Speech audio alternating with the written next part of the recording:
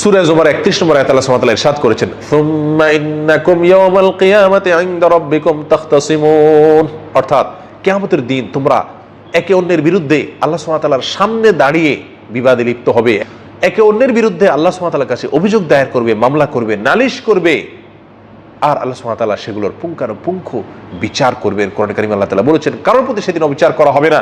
হাদিসে নবী সাল্লাল্লাহু আলাইহি ওয়াসাল্লাম বলেছেন, সবচেয়ে হতদরিদ্র এবং প্রকৃত আসল অভাবী দরিদ্র সেই ব্যক্তি, যে ব্যক্তি কিয়ামতের ময়দানে অনেক সওয়াব নিয়ে আল্লাহর দরবারে হাজির হলো, এরপরে বিভিন্ন মানুষের পাওনা হিসাবে তার বিভিন্ন সওয়াব দিতে দিতে এক পর্যায়ে সে নিঃস্ব হয়ে গেল। এই ব্যক্তি হলো আসল এবং প্রকৃত অভাবী। দুনিয়াতে আমাদের চলতি পথে কত মানুষের হক আমরা নষ্ট করছি, কত মানুষের হক অধিকার আমরা ক্ষুণ্ণ করছি। যতজন হক নষ্ট করছি, যতজন অধিকার নষ্ট করছি, কেমন যেন ততটি মামলার আসামি হয়ে যাচ্ছি।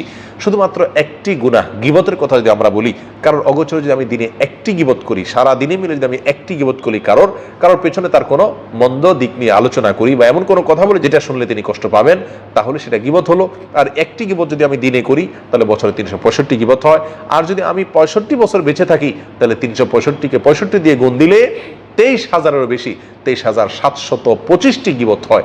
অর্থাৎ কেমন যেন দিনে মাত্র একটি গীবত যদি আমি করি তাহলে মৃত্যুর পরে আমাকে 23,725টি মামলা মোকাবেলা করতে হবে শুধুমাত্র গীবত প্রসঙ্গে, এবং আমার আমলনামা থেকে সওয়াব দিয়ে দিয়ে পাওনাদারকে বিদায় করা হবে।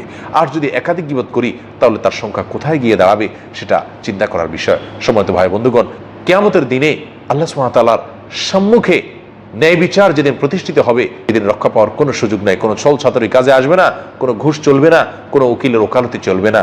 সেই দিনে এই সমস্ত হাজার লাখো মামলার বোঝা থেকে বাঁচতে হলে দুনিয়াতে চলতে গিয়ে প্রতিদিন প্রতিনিয়ত আমার দ্বারা কোনো মানুষের হক যাতে নষ্ট না হয়, বিশেষ করে গীবত যেটি আমরা প্রতিদিন অসংখ্যবার অগণিতবার করে থাকি, এ বিষয়ে আমাদেরকে সচেতন সাবধান হতে হবে।